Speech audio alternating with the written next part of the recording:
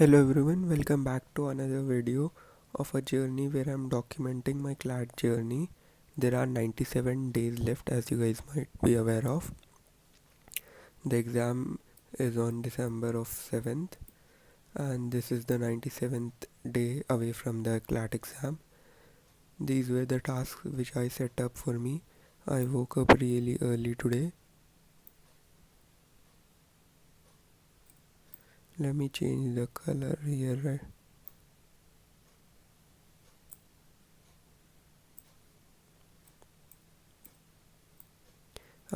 I woke up at 5:45 in the morning. Then I started my journey of today at 8:30. These were the tasks which I set for me. I gave mock 30 yesterday, so I wanted to do the analysis of it, and I noted down a lot of mistakes which I made in this mock, which I would be discussing at the end of it. Then, as I said yesterday, this week's theme is the previous mock analysis. So that is what I have taken up today. I tried to do the past 5 mocks and was able to do only the 4 ones, and I tried to note down the learnings which I have from these mocks. So I set a timer for 2:30, but I did it for 2 hours and happened to leave the fifth one. Then I decided to do the CLAT post of February and March, and this thing failed terribly because I wasn't able to do Feb mainly due to lack of focus and interest, I would say.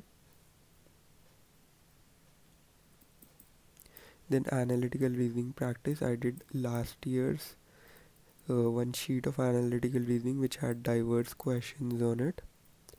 So I did that for 1 hour, and today I would probably do a specific topic of analytical reasoning and quant assignment. I set a target for 45 minutes, did it in 45 minutes. This was mainly of what do we say, mixture and allegation set. So I did 20 questions here. I did many questions in analytical, to be honest, but let us take 30 for a conservative estimate. 30, 50, and the mock analysis. Yeah, that is it for the today's task. And now let us fill away the Excel sheet which we made.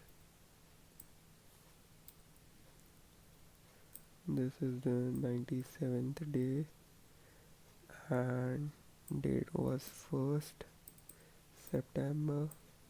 Target hours were 10. I was able to clock in around 8 hours 15 minutes. I mean, there's an increment from yesterday, which was only 5 hours, so that is a good thing. Woke up at around 5:30. Slept, I slept at probably 10. Energy levels were quite okay. Focus was terrible because I was feeling really sleepy during the mock analysis, primarily because it is a more of a brain task. Mood was again good. Practice questions, 30, 20, 50 practice questions. Yeah, that is it in the Excel sheet. Now these were the learnings which I had. For English meanings, consciously look for the word synonym and antonym in the question. This has to be question. Why I made this learning was because there were a few questions where I happened to overlook whether the question is asking synonym or antonym, and made utter blunders.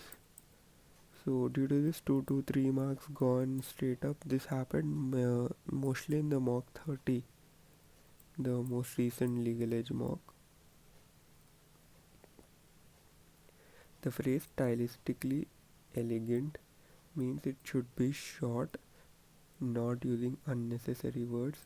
It should be mostly in active voice, parallel structure, strong verbs. So this was a question asked in the legal age mock which said me to convert a sentence into stylistically elegant format with proper grammar, and I happen to do it wrong because I do not know what stylistically elegant means in grammar. Then I searched it on ChatGPT to learn it has to follow these characteristics. It should be short, not using unnecessary words, etc. So these were the two learnings from Mock 30. Hmm. Another one was, I don't think this was of Mock 30, it was one of the previous mocks which I gave. In that mock, the sentence had the phrase or word like in it, but it was still a metaphor. I mean, the rule of thumb for metaphor is it should not have like. It shouldn't have like, but here it was opposite to it. Then again, I researched it on ChatGPT. How is this, and what are the things we need to see? Then he says if we are comparing the characteristic of the two things, then even though it has like, it could be a metaphor. If you are comparing surface level, like his hair is like silk, I mean he's comparing the surface level of it, not the inherent quality of it. Another way to identify it is, if you take it literally, then it would be sounding absurd. He is like a fierce lion.